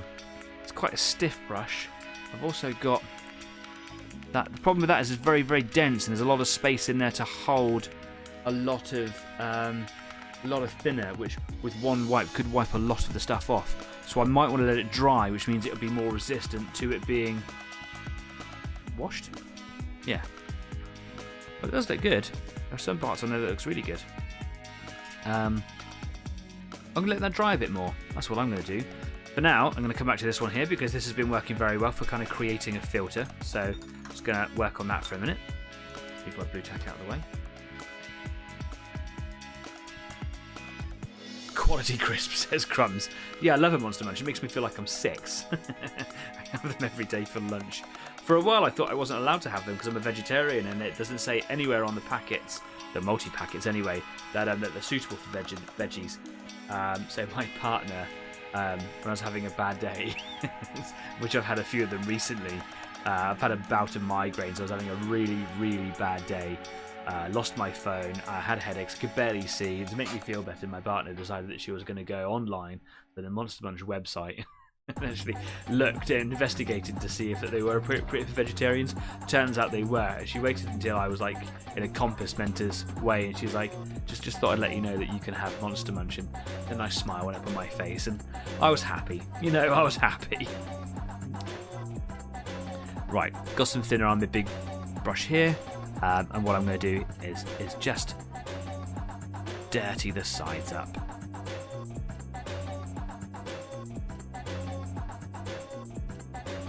Using the fact that my brush is loaded with thinner, agitating and moving that streaking grime around.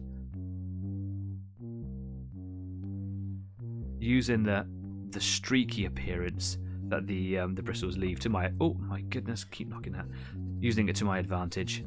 And assisting with any kind of sort of streakiness that it leaves behind. Although right now this isn't what I'm really going for.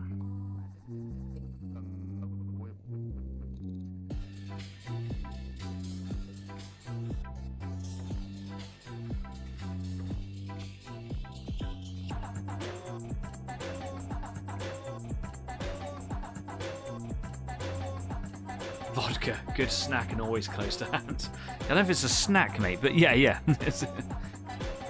I just had a thought, layer on the grime, heavy where you want it to start from, then spray the model with a fine mist from a bottle and let gravity do its work.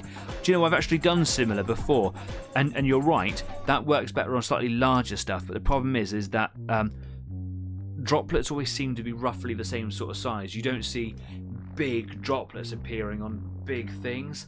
And you don't often see little tiny droplets clinging on little tiny surfaces. Droplets always seem to be roughly in scale with itself. You know, the problem is with water, it has tension, surface tension, and that pulls beads together, and then they get so big, then they run away. What that means is that you're always going to be left with a similar, if not identical, size streak, no matter the size of the model. So on a really big model, you'd have like what would be quite appropriate track marks, but on a small model, especially something like a 15mm thing, a bead on that is going to be as thick as this paintbrush, and it's going to look a bit daft, perhaps. But yeah, I like what you're saying.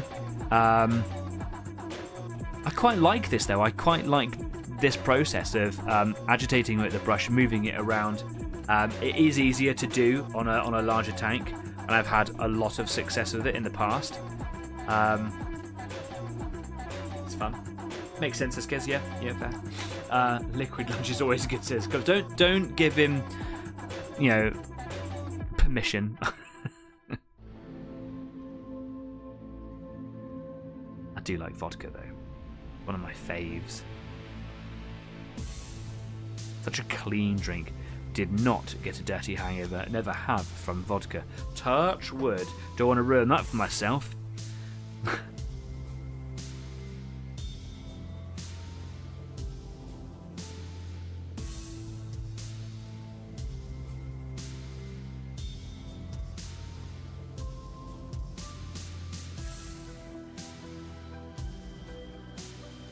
Got a bit of fluff hanging through my brush every now and again. I just see it. Come back in there.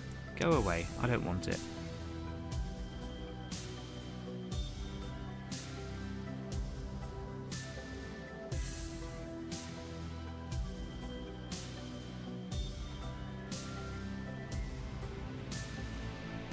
On there where it all went wrong when I was holding it that day.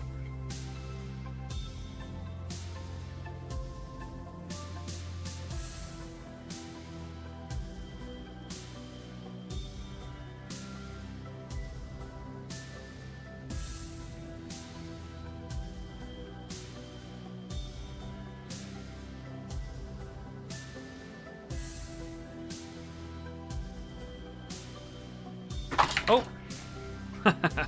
Only because it's a live show. That's why it will happen. Throw it across the workbench, why not, eh? So again, just getting in all those areas at the back there now, agitating that effect. And the back, I want it to be quite grimy and dirty, just because it's like where the engine parts are, the exhausts are. You have quite a crusty old build-up of bleh. And I think it just adds a little bit of character to the tank.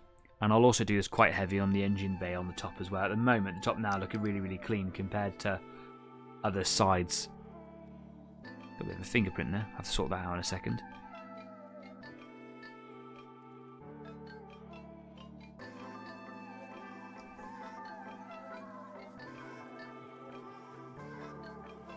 What I like about this is that, unless you have it absolutely saturated, it doesn't run everywhere like an acrylic paint will. And that's the problem with acrylics, is that it's very prone to behaving So the effects of gravity and surface tension of the water that's involved in there as well.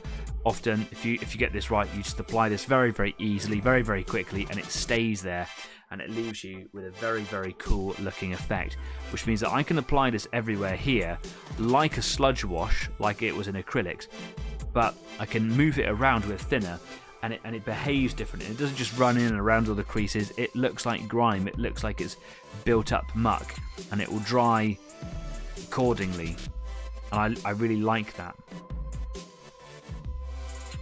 Get rid of that fingerprint, shall we?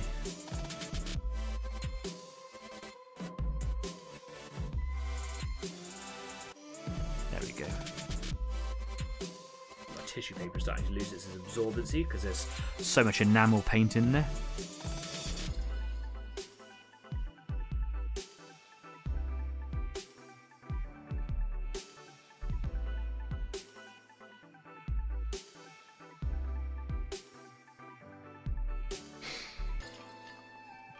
On the front, still looking a little bit over the top. Stop trying to stop the light shining on it. But what I'll do, hopefully, is that will thin down a little bit. So I'm just going to let that dry a little bit longer. He says, can't leave it alone. Look. Keep on coming back to it. Ooh, that's actually looking pretty good. Oh, stop it, Dad. Stop it. Shan't. It's a little bit on the heavy side at the moment, but hopefully that will really look a little more subtle.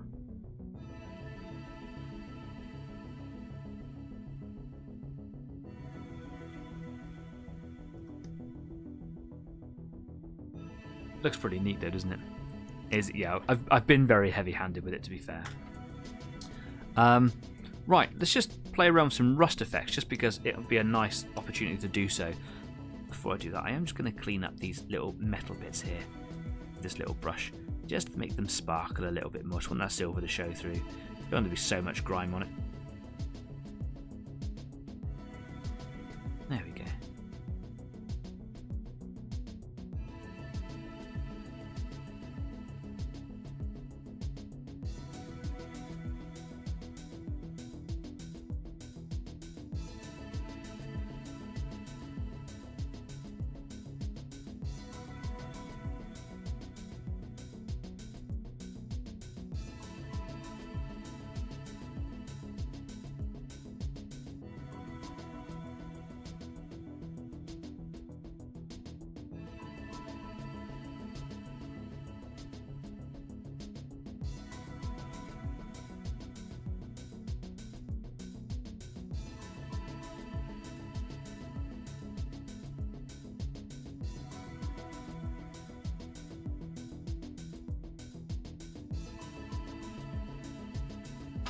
Nice, there we go. The silver kind of shows through a little bit more now. That'll add some rust effects in there as well.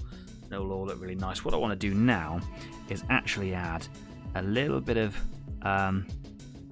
really light rust to these cannon rods, because in every piece of resource I can find to study what they were originally, they are always really bright rusty orange. Maybe it's what they're made of, but how they're treated, how they're not treated, but they just seem to go super rusty. So I'm just going to really give my rust stuff here a shake. It's a really nice colour, this, and it works really well when you use it right. King Tiger, 70 tons, wow, that's a big tank, isn't it? Make you a deal, you drink my vodka and I'll drink your whiskey. Yeah, alright, cool. I don't have any whiskey, but if you give me vodka, I'll drink it. I like the heavy grime effect, but they also look good with a light brown earth dust just over the whole tank. Yeah, okay. I've got some like pigments and stuff. I can have a little play around with those as well, can't I? I guess that confirms its role as a light tank.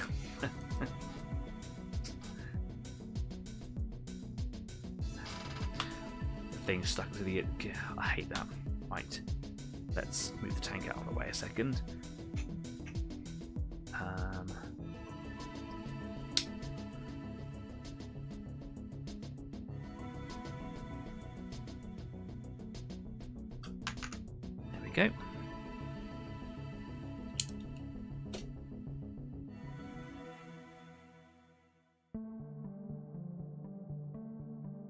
always this one that does it as well.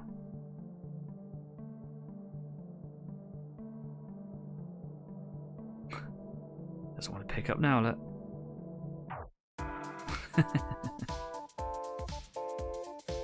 Welcome to Easy 8 Online Lack of Dexterity Club.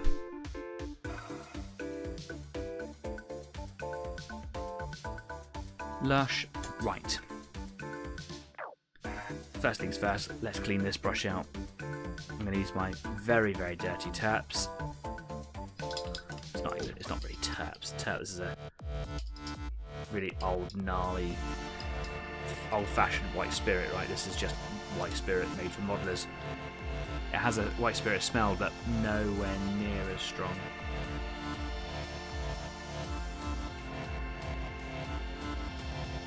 Right. Stop moving.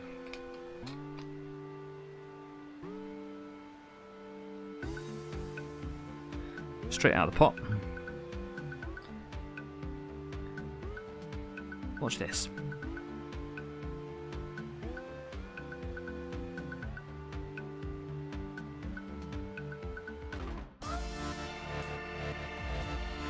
Really stark colour.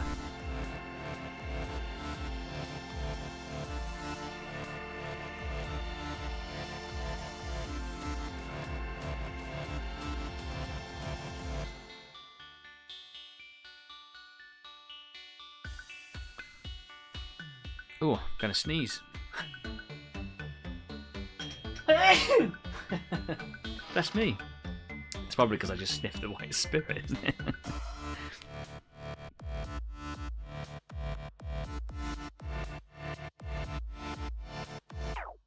Now this is pulled up quite heavily in some places, so this is what I was talking about, like gravity could affect this, but otherwise it should just kind of maintain its position, so just trying to spread the colour out a little.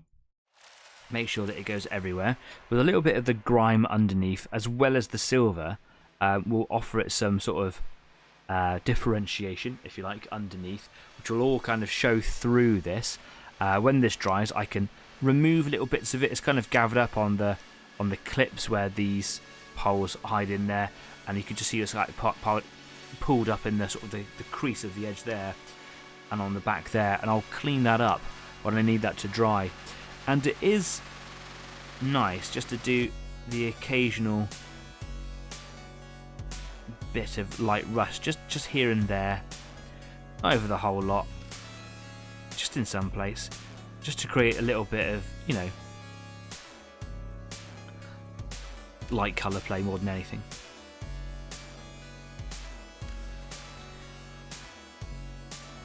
Just here and there, and I can clean this up if I think that, oh, I applied a bit too much on this bit, it's a bit too in your face, that's fine.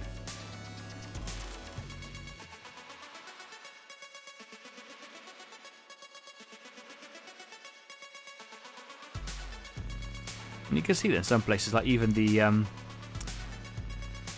like the grime here is too heavy in these areas here. So I want to kind of clean that up a little bit, and I will. I'll just come through probably with this detail brush, a little bit of spirit or a little bit of thinner on there, and just move things around. But it'll be nice to let it all sort of dry tonight. What I'm going to do with this is I'm actually going to apply this rust colour right over the whole of that crankshaft, make it look like it's been painted, but there's rust kind of coming through the paint. At this scale, that was quite nice. Makes it stand out a little bit. There we go, that's kind of cool. And one of my favourite things to do with tracks, when they're actually really detailed tracks, you can see that these are not, is I paint them like really dark charred brown, and then just slap this all over it, and then do like a load of other weathering effects over it, and it looks really, really nice. But now we've got some very heavy weathering colours going in there, starting to look really, really smart, really, really nice. And I will sort this out a little bit later on.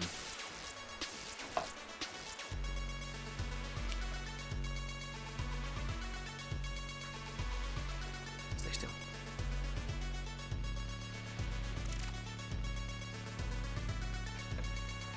I've got some dark rust to play with as well. See, it's a very, very red sort of brown colour, that. Love it.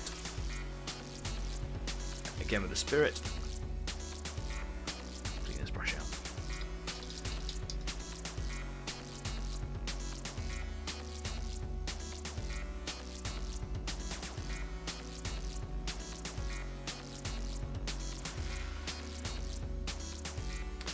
Rightio.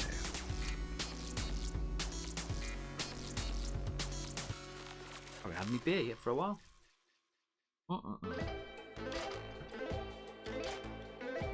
Bless you, says Table Horrors. Thank you very much. Yeah, don't know where it came from.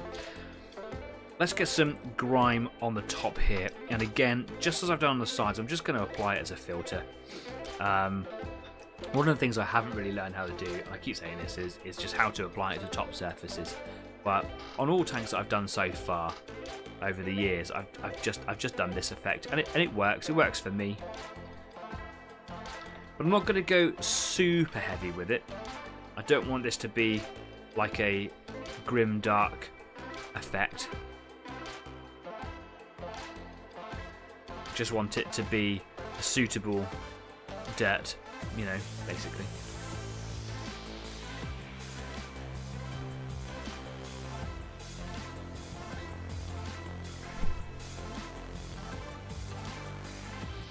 So what I'll do is I'll add a bit of thinner straight away, because I kind of want it to be thin. Let's have a little go at this. Let's see. I'm going to actually saturate the area. It doesn't matter if I'm saturating it, because, you know, I want it to be fairly thin in comparison to everything else. Let's see what happens if I saturate this and then apply the streaking grime to the top. Because like I said earlier, you're supposed to put a layer of thinner or spirits down, a very fine layer, almost like it evaporates within a minute, for this to then kind of apply to. So let's give this a go. It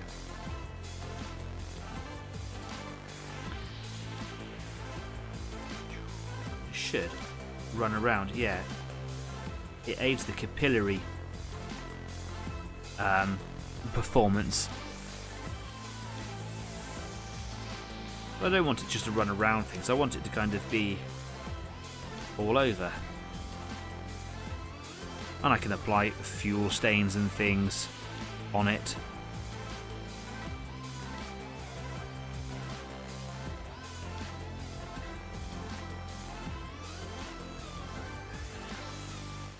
As this dries, I can come in with more thinner in my brush and again move it around, remove it, add to it. Oils and enamels are really wonderful like that. If you paint with acrylics, when it's dry, it's on. You can do a very similar thing with pure alcohol, not the sort that you should drink, of which I have a big bottle of it. It's 99%, absolutely not for ingesting at all. It will kill you. But the problem is with that is it will cut through anything. So if you're trying to like move acrylic around with a brush loaded with acrylic, you'll just cut right through to bare plastic. So you've got to be so careful with that. But you do have a little bit of control. I use a little bit of airbrush cleaner. That does the job. Luke Gallia, who has helped me create Easy 8, he kind of taught me that little trick. Just a little bit of airbrush cleaner, and you could just get it on your brush. You could just like lift, as long as it's not been on there for a long time, you could just remove that slither of silver or colour or whatever it is.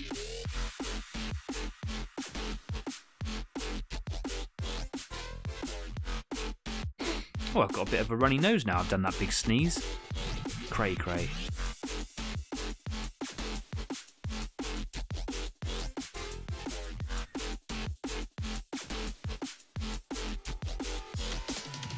I am being so ridiculously arbitrary with this effect now. I'm just splatting it on, and I'm just trying to get something on there, knowing that I can come in with thinner and move it around.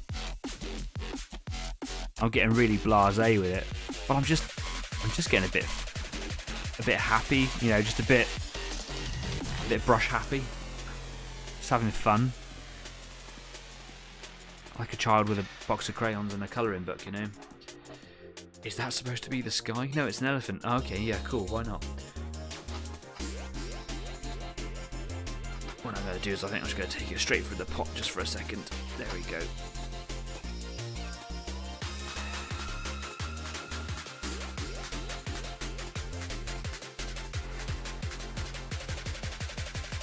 I'm going to do this because, yeah, roughly where the turret will be, right? And I'm going to just move it around, clean it up, add more, whatever I need.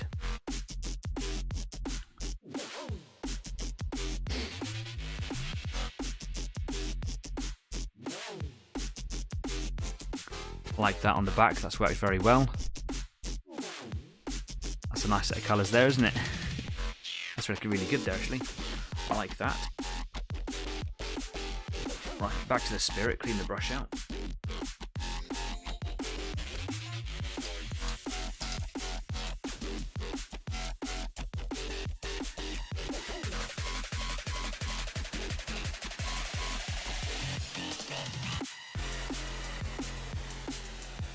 Okay, just going to come in with a little bit of thinner.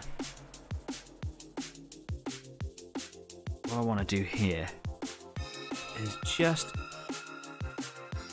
clean it where that rust colour's gone. So just on those little brackets where these little features are being held in place.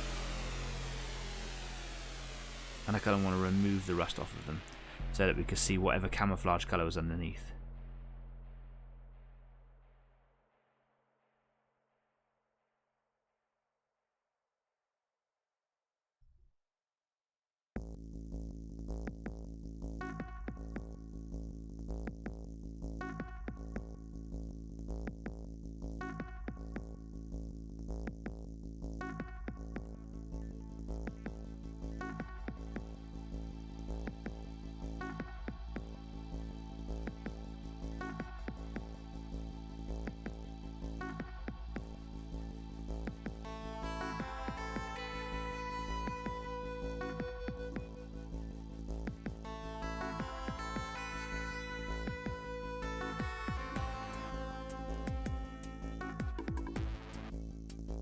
Pretty much there, and just where that colour is built up in the recess down there as well.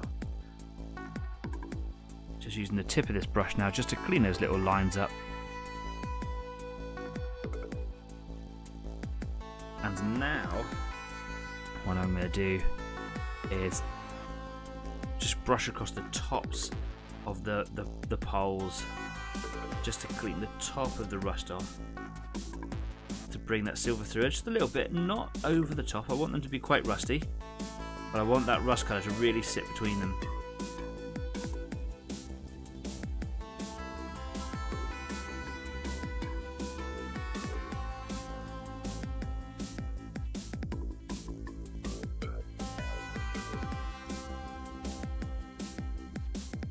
That's looking quite cool.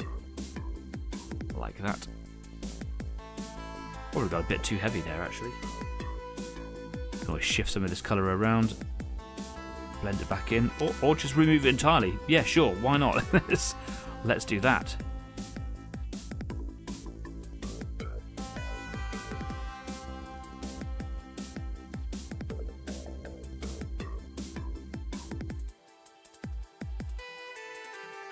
Lovely. Okay. Happy with that. Pop that streaking grime away for a minute. I'm just going to knock it over otherwise. I'm just going to try and clean up the top there a little bit. So, straight with some thinner. Scratch the back of my head. Quite happy with the engine bay at the moment. That can just stay there for a second. I want to neaten up this, obviously. So, just move it around, remove it, whatever. See what it looks like. When it starts to look just randomly cool, I'll just start trying to leave it, you know. Like I say, I don't really know how to do this bit yet, so I just want to leave like a layer of grime on the top, just a veneer, if you will.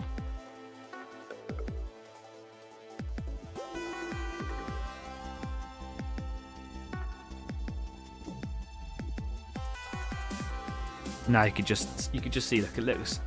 Here's a clean bit over here, and over here is just a grimy looking bit. Just some surface crap.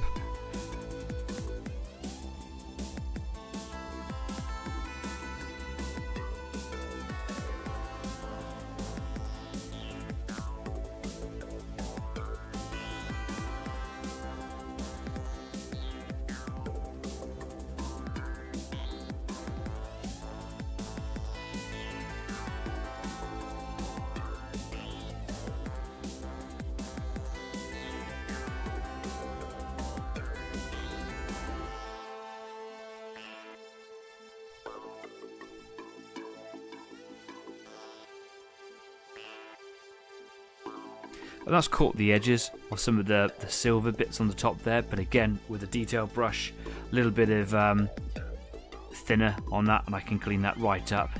I just wanted it to look a little bit grubby on the top, basically.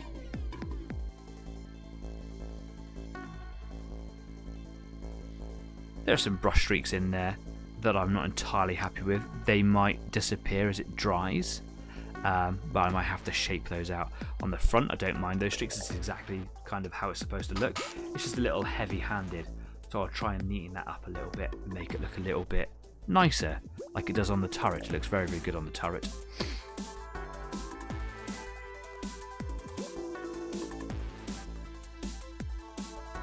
Quite like the grime building up around in the corner here. That's looking particularly good.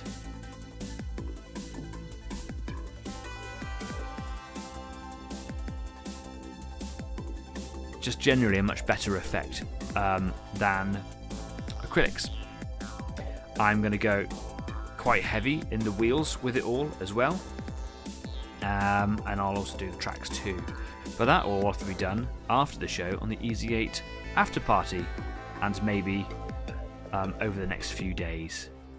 Got some time coming up as well, some time off coming up, which I'm looking forward to. Just catching up on a few projects that I haven't quite finished either. So yeah, that'll be fun. Just gonna let that just dry for a second. Just let some air get to that. So I'm just gonna go. It doesn't take a lot to actually let these thinners dry out. I want to pop the turret on there, just see what the whole thing looks like. The turret is much cleaner than the rest of the hull, so I know that I've got a little bit of cleaning up to do there. But it might dry a little bit cleaner, you know.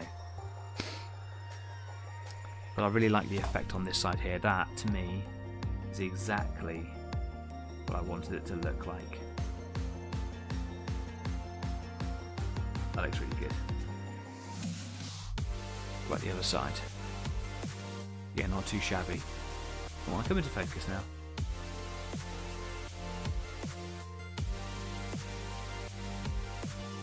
It doesn't want to focus now, does it? Now that I'm trying to get it to focus. Trying to cover the background with my hands is very difficult. Yeah, it looks mean, says Jeff. Yeah, thanks. Where's your focus point? There it is. Bring it in. Bring it in. There we go. Yeah, bit messy on the side there, but that's okay. That doesn't matter so much. On this side here, that's where I like it.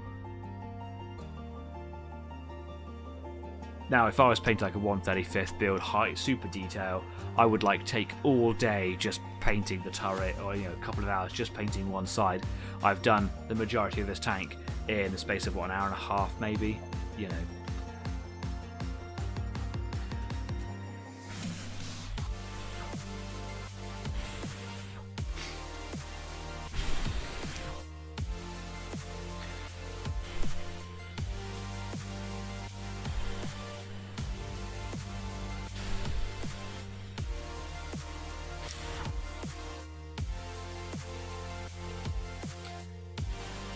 It's drying a bit lighter, which is nice.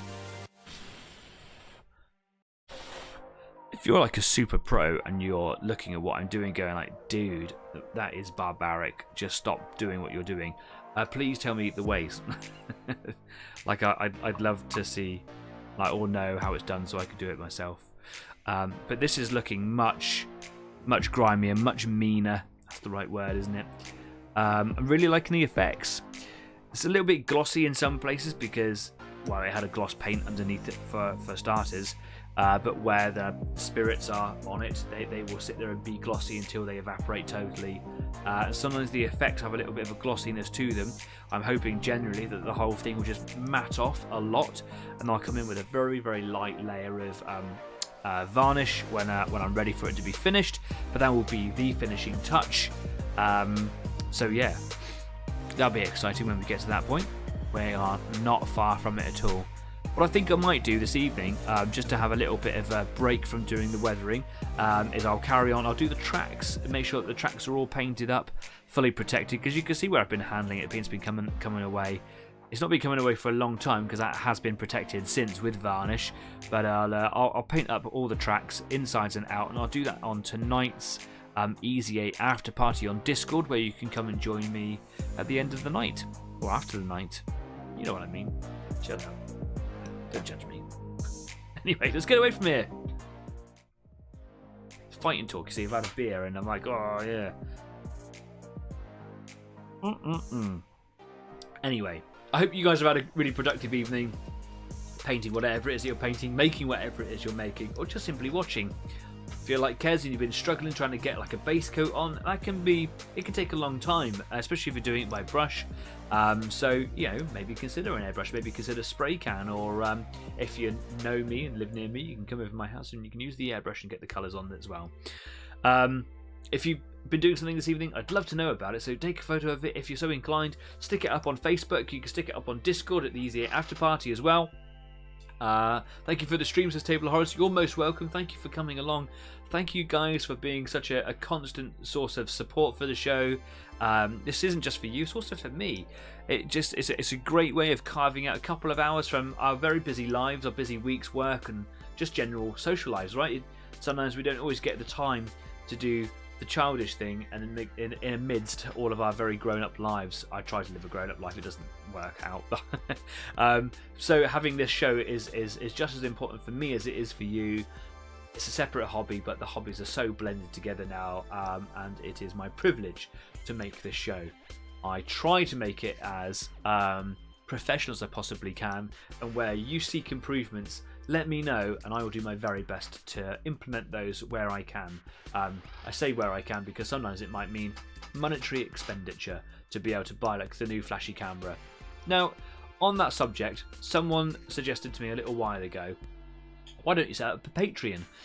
And I always thought to myself that I didn't necessarily want to set up a Patreon for this show. I didn't want to be asking for money from my viewers. It didn't feel like the right thing to do. However, after having some healthy chats about Patreon and how it would be integrated into this, should we call it business? No, it's not a business. Community. It may help to acquire more things like decent cameras, better sound and whatever. So if I ever did decide to do a Patreon for the show, I'm allowed to earn up to £1,000 as per UK law. I don't know if that applies to the rest of the world, I just know for the UK. I'm allowed to earn up to £1,000 through Patreon and that kind of charitable sort of money earning every year. And I have to declare it, obviously, and that's absolutely fine. And I would make this promise now in the global commons so that everyone knows that any money that I would acquire through a Patreon absolutely would 100% solely go into Easy 8 Online Painting Club. I would never pocket that money, although it often is referred to as, you know, buy me a coffee or buy me a tea or whatever it would be. It would solely go into improving how the show appears and how it is presented. Let me know what your thoughts are on a Patreon for Easy 8. I am super keen if everyone or majority of people consider it to be a positive move. If it doesn't really fall in line with your values, then do you know what? I totally understand, because for the last few years it's exactly how I felt, and it's just having that the confidence to have the conversation more than anything that has kind of altered my standpoint, my viewpoint on that subject. But I'd love to know what you guys think. So if you think that a Patreon to improve this show for you, for everybody, for me, myself included, then it'll be something that I pursue. For example, I could get myself a really nice, very expensive, high quality mirrorless DLSR camera rather than having this little Logitech webcam here. It means that it would be much high resolution, but it's very high resolution, and I do give you a stream to you 1080p, but it means that I'll be able to have like consistent frame of focus and things like that. I'm saying frame of focus like I know what I'm talking about, but I think that's a mixed term, but you know what I mean. It would always look very, very nice. Lots of things to think about like that. Some people are saying here already, I've done loads and loads of stone effects. Brilliant. It sounds like you've got a lot more to do as well. But you know what? Braycourt Manor is looking really cool. If anyone wants to see Braycourt Manor, Jeff, my dad, Purple Line Creations, in the live chat right now, is creating the manor for Duncan's Band of Brothers table that will represent that part of the Utah beach landings features heavily in Band of Brothers. I think it's the first episode. Do you know what? I'm going to watch it tomorrow so I can work out exactly what episode it is and to see it again. Breakout Manor is steeped in history from that assault from Easy Company. That's kind of nice, isn't it? Easy Company. Yeah, Easy Company. Don't know what the head dancing's for. But he's actually making the manor that will be featured heavily on one of those game boards that Duncan is proposing to take to Utah Beach for the D-Day celebrations. So yeah, lots of stonework. It's looking amazing. If you want to see photos of it, it's actually up on Purple Lion Creations Facebook page, which of course you can find a link to just downstairs down there. So go check that out. There's lots of links to lots of other people and places and things that I support with Easy 8, people that I like their products, their services, just their work. You know, go and check them out because they're all down there as well. And also you can find all of our platforms down there too if you want to go check us out on any of those. Crumb Studio says next week I'm going to try printing my rook on my 3D printer. Your rook, like a raven rook or like a chess piece rook? Interesting. I'd love to see it. Take photos, or it never happened. Table of Horror says still asking for the Easy 8 go-go dances. Dude, it's me. But okay, cool. The money was just resting in my account, Father Ted, Danny. Yes, that was an ecumenical matter. Yeah, I know that. I know the program. It's brilliant. I love it. Father Ted Crilly, Craggy Island. Elegoo Mars 2 test piece. Okay, cool. I'd love to see it. Is that a new printer that you've just invested in? Because that sounds really cool. If you want any advice, any tips, or any inspiration for any 3D printing needs, of course, in the links down there, there's a group called 3D Gizmo. I know the guys really well, been to a couple of shows with them, and they are a bunch of really, really nice, down-to-earth people who just want to spread the very good nature that comes along with the good side of this community. I say the good side because every community has a bad side, right? But it's just the best of the best. Everything you want in a nice bunch of friends, and it's a family-led group, and they're all super involved in it, and it's just a really nice bunch of people to talk to. And I've had a couple of questions about 3D printing, and I've had nothing but fantastic positive responses that have really helped me out. So if you ever want to go and get some support, 3D Gizmo, honestly, there is no better place to go to than their Facebook page and have a chat with them all because they're super nice. If you go to any like modelling conventions or model shows or whatever, they're often at the big names, and probably some of the little names as well. And you know what? I'll find out what shows they're going to be going to so I can kind of bring it up at next week's show. Anyway, talking about next week's show, before we finish for the night, some dramatic music has just come in. I will hopefully have my M4 Sherman ready, made and ready for painting, maybe even already started to be painted, to get into next week's show so that I can have it done within the next 3 or 4 weeks, ready to send to Duncan at Duncan's Band of Brothers, because all donations need to be in by the 20th of May, and that time will go quickly, especially if you paint as ridiculously slow as I do. So you have been warned and motivated. Do this.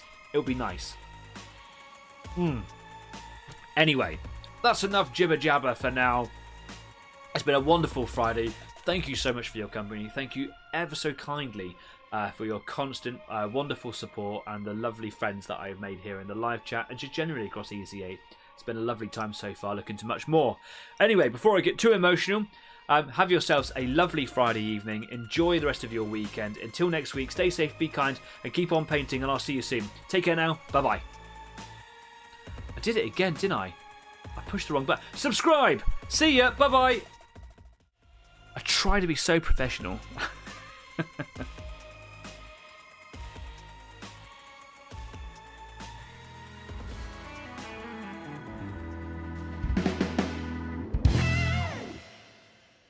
Gotta stop sniffing this white spirit. That's what's doing it. Let's just drink some, see what happens.